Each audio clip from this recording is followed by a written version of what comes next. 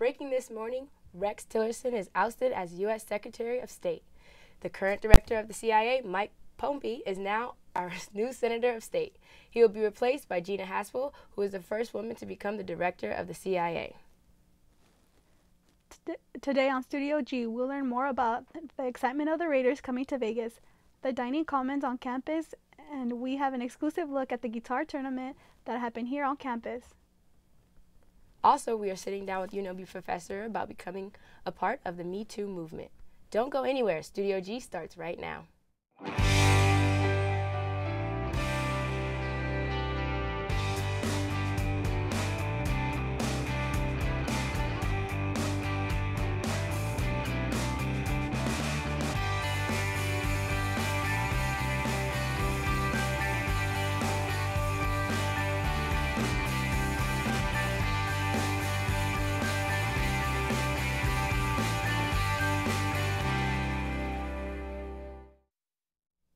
Good afternoon, Rebels. I'm Drea Austin.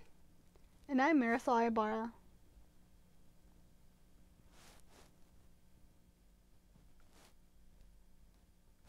On Saturday, a UNLV student was shot in an attempt to carjacking in an off-campus parking lot on the corner of Twain and Flamingo. The student went to UNLV Recreation and Wellness Center after being shot.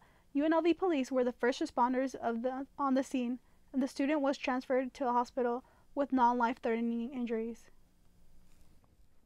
Safety on campus is a big concern, especially with the recent crime raising. CSUN has partnered with UNLV Police Services to launch a pilot program for Rebel Rides after dark. A golf cart will transport students from the library to their cars or residence halls. Rebel Rides are operating now between 8 p.m. and 12 a.m. No word yet if this is permanent. On Friday, 16 Apple Mac computers were stolen after a computer lab was left on lock at the Thomas Engineering, where they were stolen between 2 to 10 a.m. UNLV police recommended to secure all rooms' doors upon exit. Be aware of wandering people through buildings. Anyone who can assist with the investigation is urged to contact UNLV Police Services at 702-895-3668. On Sunday evening, President Trump unveiled his gun and safety proposal, away from TV cameras, of course. After having multiple conversations with National Rifle Association, the president is shifting his position. CNN's Caitlin Collins has details.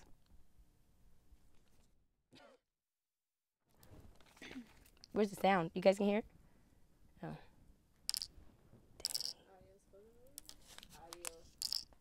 There's no, he didn't turn.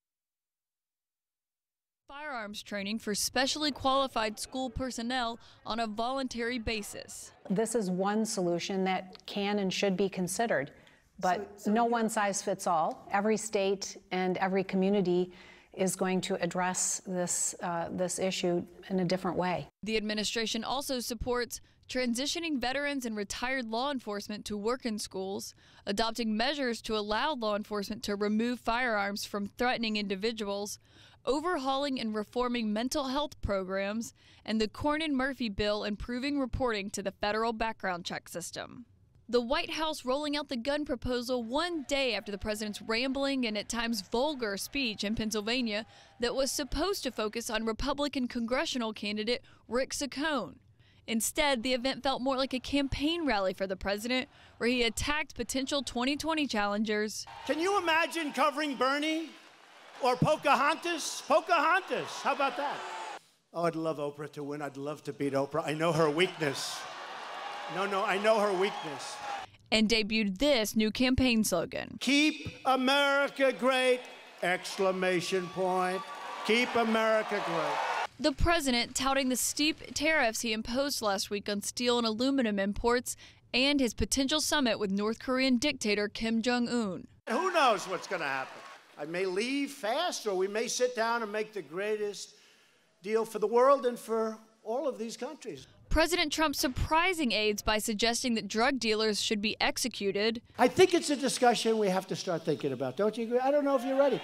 And raising eyebrows with what some Democrats call a racially charged attack on Congresswoman Maxine Waters, who has called for his impeachment. She's a low IQ individual. You can't help it. She really is. Trump's idea of arming teachers came after the school shooting in Parkland, Florida last month, which took 17 people's lives. March is Nutritional Month. UNLV's Dining has their very own registered dietitian inside the gym on the second floor.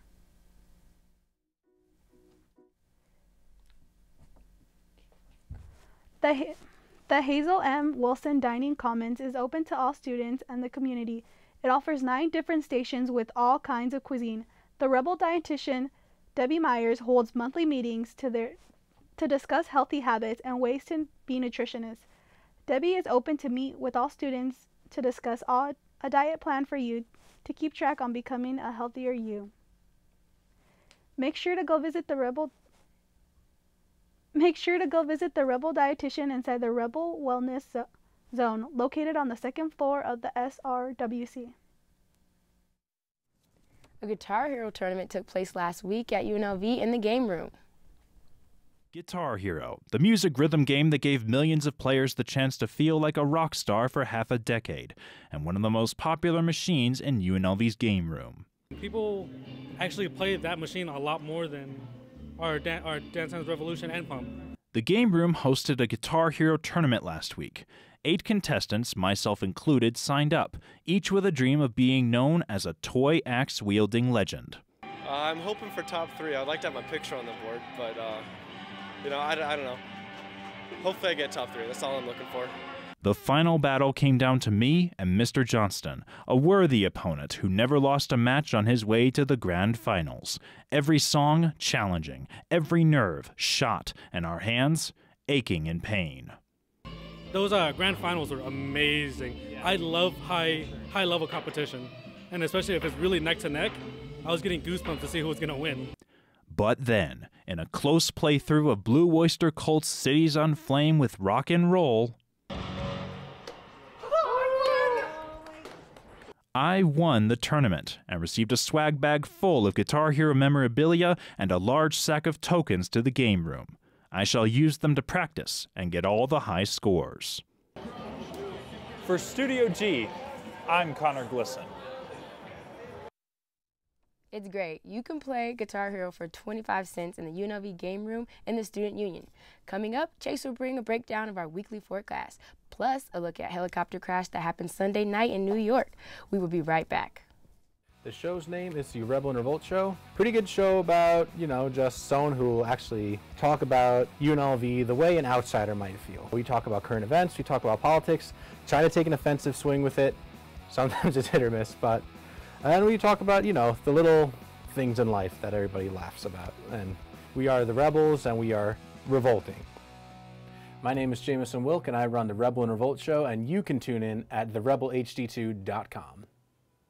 Boy Miles Low. It's your girl Scribe Cash. My name's Fabian Stefan. Perpetual Player One. And I'm your host Brandy the Prince Madison. My name is Haley Rogers. From the Miles Low Midweek Show. Your Scribe Cash radio show. You can listen to Pixel Jam. Press start to play. And this is the Takeover. Rock on Rebel. On KUNV HD2. From the rebelhd2.com.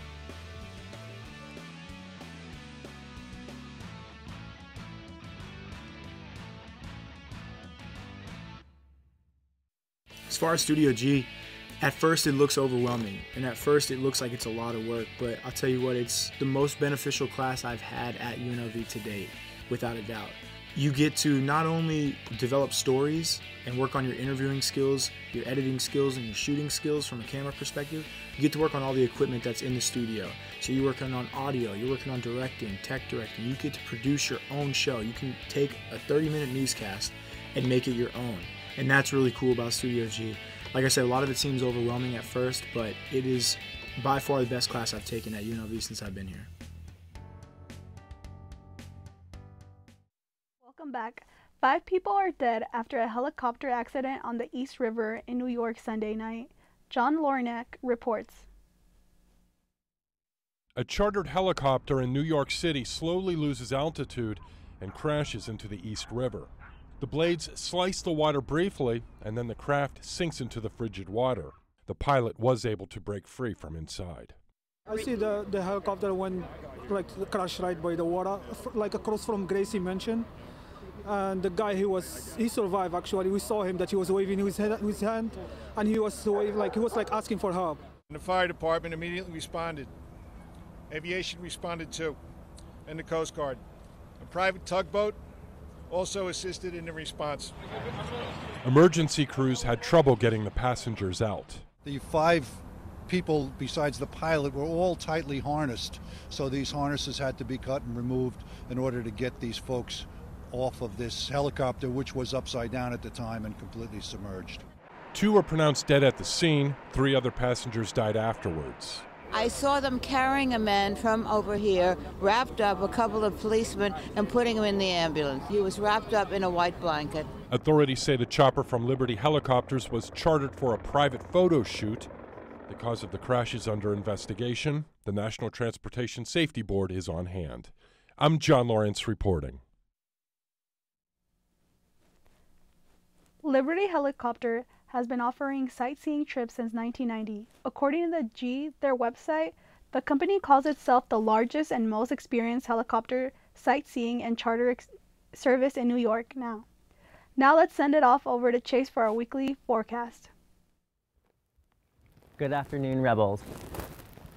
Today for the weather, we have a high of 77 degrees, with it being 70 right now, with a low of 58. And then today will be partly sunny with a lot of wind.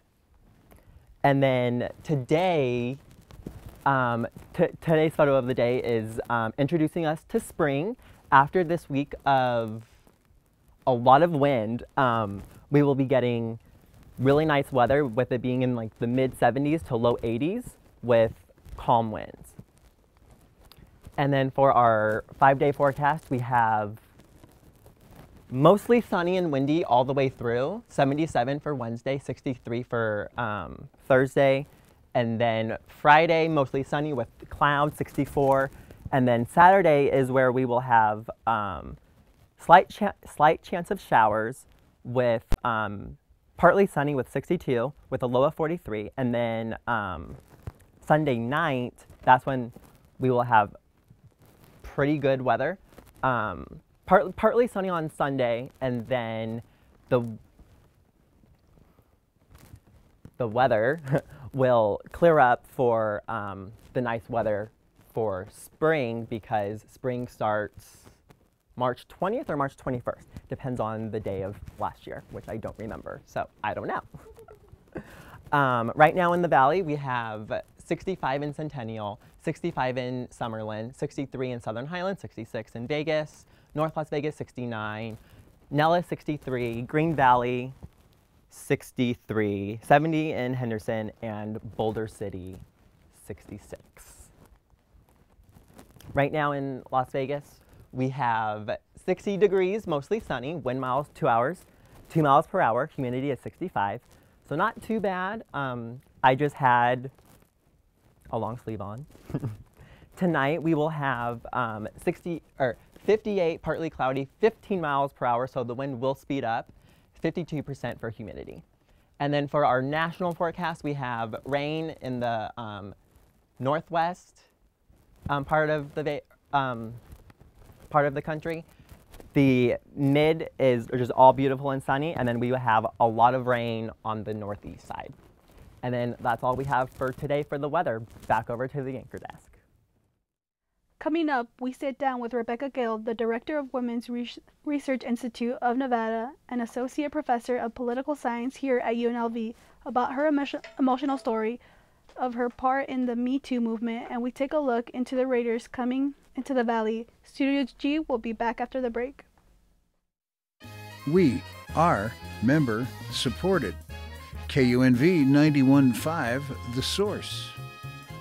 Here's why you should become a member. Become a part of the public radio family while keeping jazz alive in Southern Nevada. Every member receives a discount card to businesses and restaurants around the valley, along with a premium of KUNV branded items. Exclusive access to KUNV ticket giveaways for concerts and events. And private members-only events with prominent musicians such as Paul Taylor, Vincent Ingala, and many more. We are 91.5 The Source, and that source is you. So become a member today. You make friends, you gain skills, you learn how to do all this stuff with audio. It's a fantastic thing. I can grow with everyone and everybody supports me as well as I can support them. I think it's great. I think it's a blessing to have this kind of equipment from the Green Spun family as well as the state of Nevada. And it's really informative to see, how a radio show really works. Now that I do it, I have friends, I have people that want to hang out, and I get to play music a lot. It's very good too because we have all the top of the line equipment to work with and students here that can help you out, so it's a very, very good way to get involved in the radio.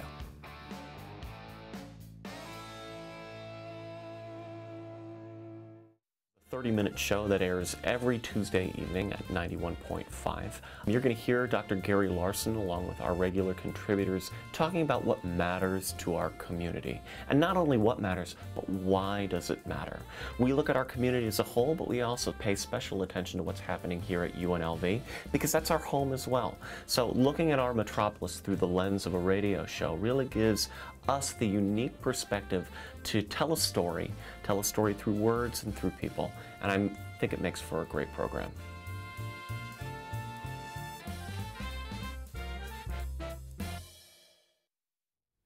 Welcome back to Studio G. I'm here today with Rebecca Gill, who is an associate professor here at UNLV and who recently has come out with her story in the Me Too movement.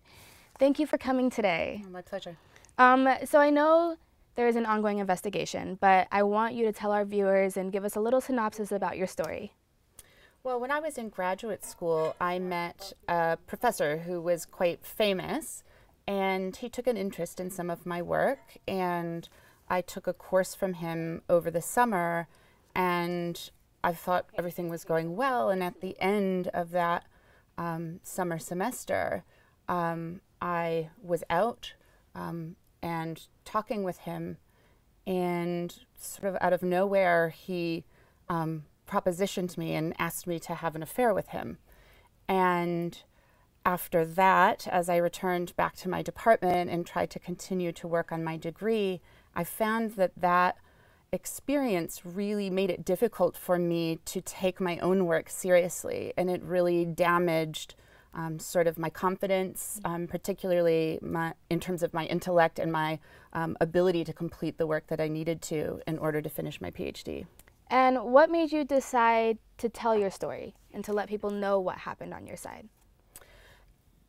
Actually, it was not quite a spur-of-the-moment decision, but it was something kind of like that. I was invited to participate in a roundtable at a conference, and the title of the roundtable was Mentoring Across Genders, and we would be talking about how to mentor people in graduate school.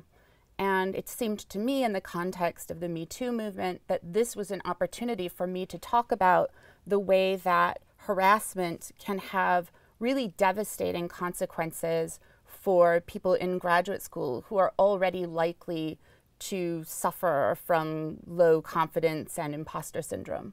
I know you kind of just touched on the Me Too movement and your thoughts on it, but can you express a little bit more on what the Me Too movement means to you? I think the Me Too movement is really important because I spent a lot of time not telling my story. Occasionally I would tell my story in one of my classes when we had a section about harassment, and I actually had students more than once come to my office hours afterward and berate me for not reporting my harasser at the time. And I think now people are really starting to understand how difficult a position you're in when you're the victim of this kind of harassment, because you really have nowhere to turn to. There are, official reporting mechanisms, but there are also a lot of risks, and it's almost all downside. But the Me Too movement has shown that there's strength in numbers and has helped to lessen the cost to women to come forward, and it makes it something that is a little bit safer. Right, and it's really scary to come forward and to tell your story and what happened. You don't know the ramifications that could come back on you. Were you scared? What was going through your mind when you did tell your story? I was surprisingly calm because it was a story that I knew well, and I had told the story here and there in small groups. But it was the aftermath that was really quite surprising. I had mostly a very positive response, although there are websites where people would come and say terrible anonymous things about me and about other women who come forward with these kind of stories.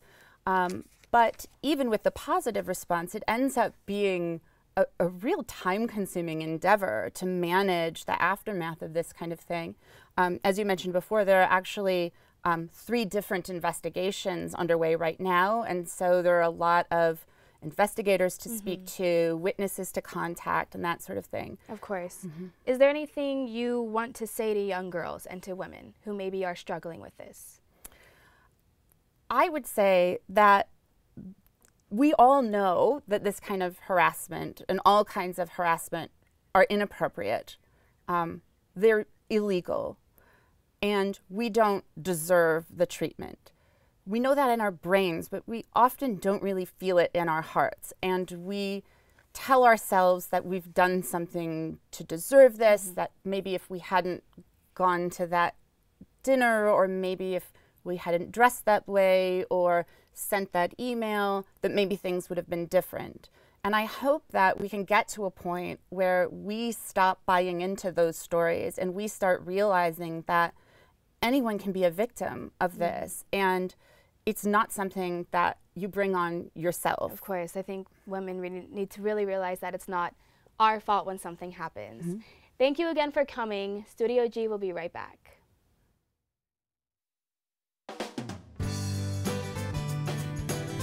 Your community's farmers market. Welcoming, lively, friendly. A place where neighbors and friends come together to celebrate their community. With over 50 vendors, organic, sustainable, fresh produce are available just for you. Support and buy local at Fresh 52. Friends, you gain skills, you learn how to do all this stuff with audio. It's a fantastic thing. I can grow with everyone, and everybody supports me as well as I can support them.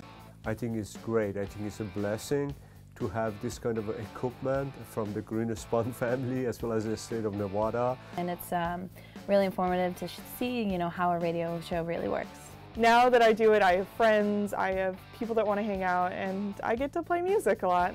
It's very good too because we have all the top of the line equipment to work with and students here that can help you out, so it's a very, very good way to get involved in the radio.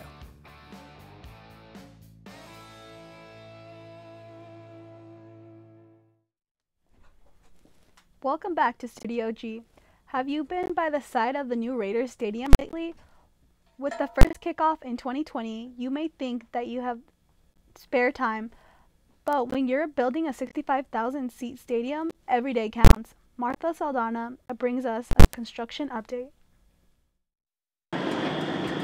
Good, says Clark County Commissioner Steve Sisolak. I looked at my countdown clock. I think it was 920 days we've got until it's got to be completed, so they're making progress. Right now, they are moving an old culvert from a flood control channel, and they are blasting away tons, and we do mean tons, of rock-hard soil called caliche. No kidding, says Lance Russell. Because it really shakes the ground. Like feels like the building's about to fall apart, you know? So it's pretty intense. Intense is the schedule. Just a couple of months ago, the site looked like this. Now it looks like this. We have about 5 or 6 contractors out there. Tommy White is a labor guy who also sits on the board that oversees the stadium. The box culvert's coming along. Would probably get about 3-4 weeks left of blasting. I think Anderson Drilling goes on site today. This month, it's excavation. 600,000 cubic yards of dirt, which is a lot of dirt to take off that site. At the peak, more than 3,000 workers will be on site. The Raiders have been busy too. Their stadium showroom is about to open at Town Square, where you can shop for the seats and check out the view from your season tickets, which you will need in just 100-some days as you watch this. The other thing I noticed out here today, for sale signs. Some of the landowners are putting their property up for sale to cash in on what could be the coolest location in the city. Have you ever wanted to learn how to properly execute a hi-ya? Tessa Cardwell has the story. Hai, meaning to kick or jump. Kwan, meaning fist or hand. And do, which means the way. Translates to Taekwondo, not only a sport, but a way of life. Esther Kim, owner and headmaster at Eagle Taekwondo, wants kids to learn confidence and strength through martial arts. I pretty much grew up into the sport because I was born into it, and it was kind of like a family style of traditional martial arts, so I've been doing it my whole life. Martial arts belts range from white, which is the lowest level, to black, the highest level. From there, the black belts turn into degrees. Kim's dad is an 8th degree black belt, and Esther is a 5th degree. Kiko Fukunda holds the highest level of black belt, which is a 10th degree black belt, and is recognized as a giant in the martial arts world. The 10th degree black belt has only been awarded to a handful of men. Kiko is the first woman ever to receive the honor. She helps us gain confidence, learn new things we never thought we could do, and much more. Eagle Taekwondo is a trusted martial arts studio where your child can learn self-defense, martial arts, confidence, and much more. With Studio G, I'm Tessa Cardwell. For more information and class schedules, visit Eagle Taekwondo at eagletkdlv.com. Have fun, Rebels! A Little League team in Nevada is honoring the first responders at last year's Route 91 Harvest Festival shooting in a big way.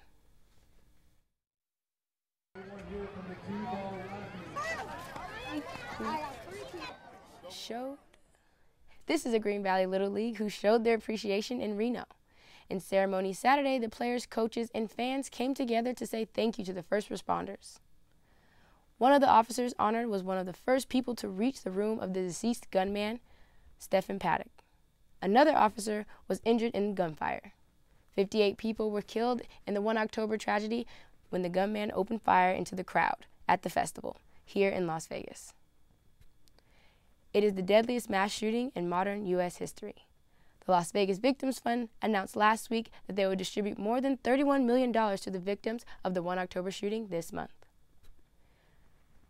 On behalf of everyone here in Las Vegas and at UNLV, we would like to give thanks again to all the first responders who responded to the October 1 shooting. My dad himself is a police officer, and he and fellow officers are like family to me. So when officers go beyond the line of duty to help someone, we should definitely honor them. We're thankful for your dad and all the first responders here in Vegas.